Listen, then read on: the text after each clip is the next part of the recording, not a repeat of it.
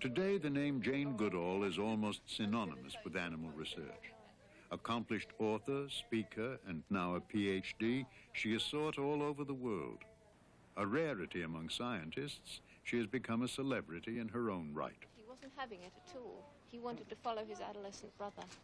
Wherever she goes on her annual lecture tours, eager crowds gather to hear the latest chapter in the lives of the chimps. Any particularly new developments, new behavior of chimps? Two quite interesting new developments. One is concerned with territoriality. Though she welcomes the opportunity to share her world, Jane keeps her visits short. Gombe is where she most wants to be. With her on this trip are her mother, returning for a nostalgic visit, and Grub, now 15. Though not even Jane could have predicted her study would last this long, it is 22 years since she first set foot on Gombe shores.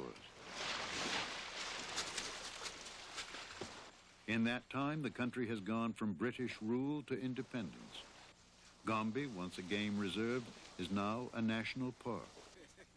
But friendships that span more than 2 decades remain unchanged.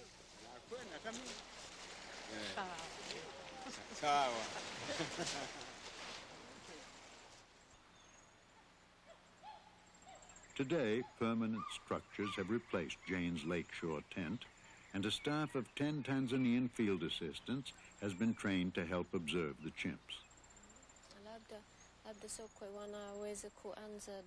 The men work in teams of 2 and follow the animals 7 days a week. In recent years, they, along with Jane, witnessed a startling turn of events. Like Gombe itself, the chimps, it seemed, had changed too. If I'd left, as Louis Leakey predicted, after 10 years, we would have had a very different picture of the chimpanzees to that which we have today. People's idea of the gentle, noble savage would have been exemplified by the way of life of the chimps. I started off studying one community, and in 1972 that community divided into 2. And one part of it moved down into the south of the range that the whole community had shared. 2 years later, a series of events began which were amongst the most horrifying that we've seen at Gombe. The males of the larger Kasakela community, the ones that we're studying today, systematically began to hunt down individuals of the smaller southern community, to attack them when they found them on their own or in small groups. And within a 4-year period, every one of the 7 males and at least 1 of the 3 females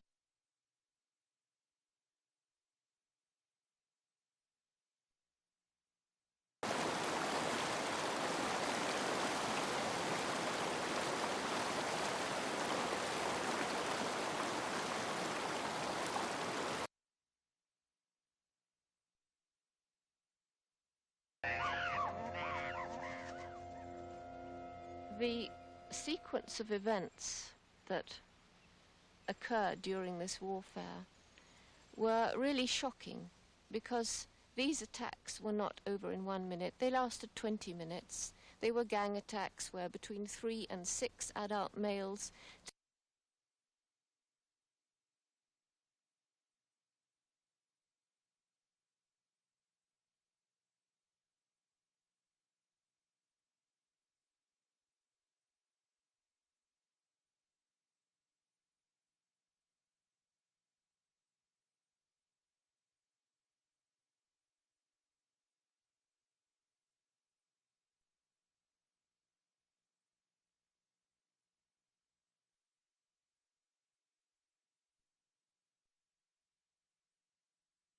Only because Jane stayed on at Gombe was the warfare discovered. Only because she remains there still may it one day be explained. While the male gang violence was a profoundly dramatic event, much of Jane's work continues to revolve around the subtle intricacies of day-to-day family life. Her observations of Flo and Flint taught her just how powerful a mother's influence can be. In the 10 years since Flo died, Jane has followed her family into its 3rd generation. Flo's daughter, Fifi, is now a mother herself. Like Flo, Fifi is an extremely playful and tolerant mother. Her son, Frodo, bears a striking resemblance to his dead Uncle Flint. Young Fanny evokes images of Fifi herself as a child. And in adolescent Freud, a visible reminder of Figgin as he matured. Gremlin now watches Frodo, getting much more active than he used to be.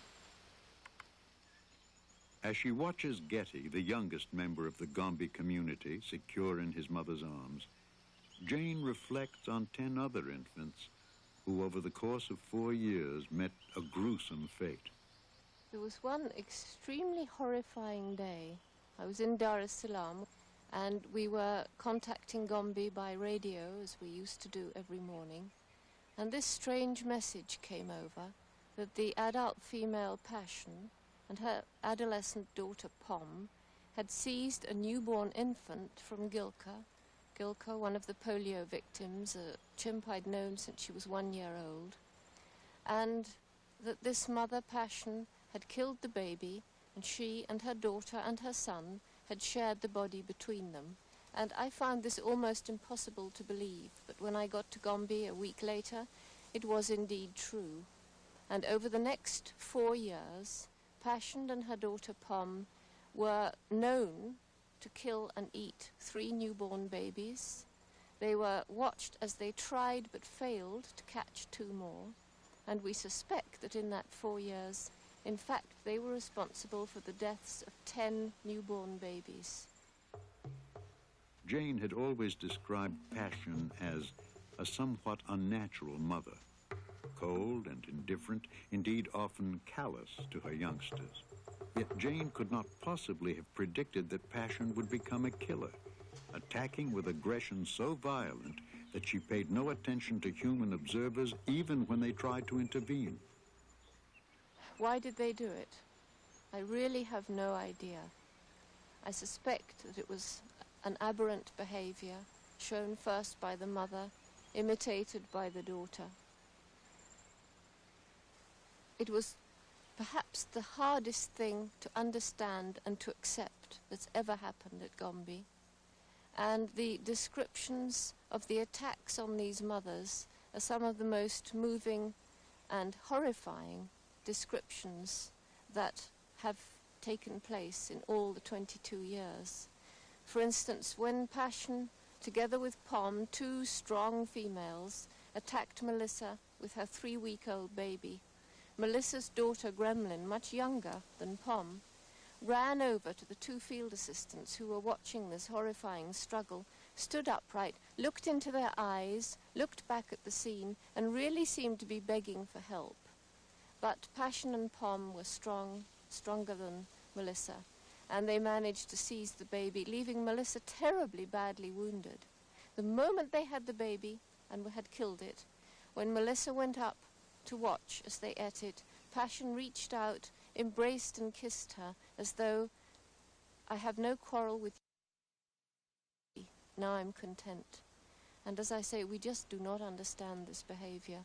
Hopefully now the behavior is finished. Passion is dead. Pom has shown no signs of doing this, and indeed on her own isn't capable of attacking another female and stealing her baby. For now, the warfare is over. The cannibalism has ceased. Gombe is quiet again, but for the eternal sounds of the African night.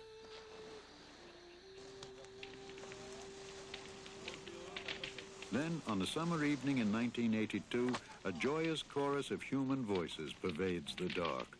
An anniversary party celebrating 22 years of research at Gombe. To the assembled Gombe staff, their families, and visiting friends, Jane praises the dedicated work of the men.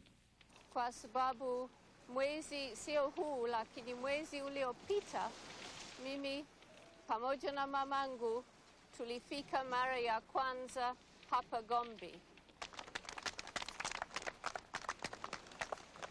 Moja kwa moja To share this night, some have come by boat, others have walked for miles. With traditional feasting and speeches, they join together to toast the future and celebrate the past.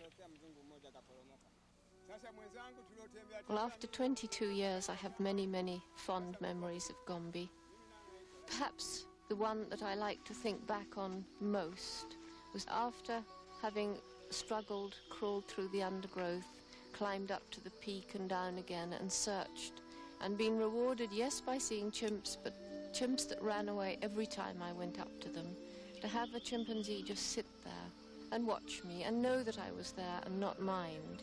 That was a very, very wonderful moment. It was a tremendous feeling of accomplishment and exhilaration and pride in the fact that I'd been accepted. And then a rather different kind of memory was the first time that a wild chimpanzee mother came up to me and allowed her infant to reach out with that wondering expression in his eyes to touch me. And that, of course, was Flo with her infant Flint. And that's another moment I'll never forget. And though it often seems a lifetime ago, she remembers them all. 3 generations of chimps who allowed her the privilege of entering their private world. Wild animals roaming free, who permitted a human to live among them as a friend.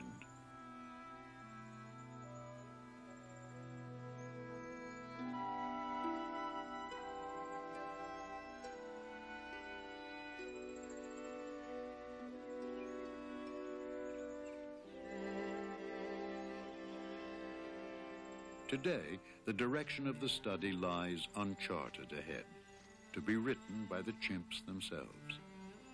It is a future Jane Goodall embraces with anticipation and a personal dream.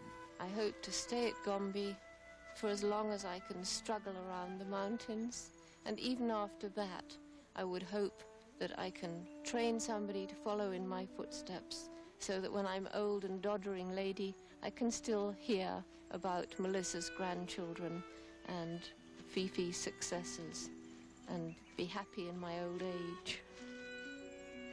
When Louis Leakey told Jane her study might last 10 years, it sounded like a lifetime, and privately she thought 3 years at most. Already into her 3rd decade at Gombe, the pioneer who dared to be accepted by wild animals and won has no intention of leaving now.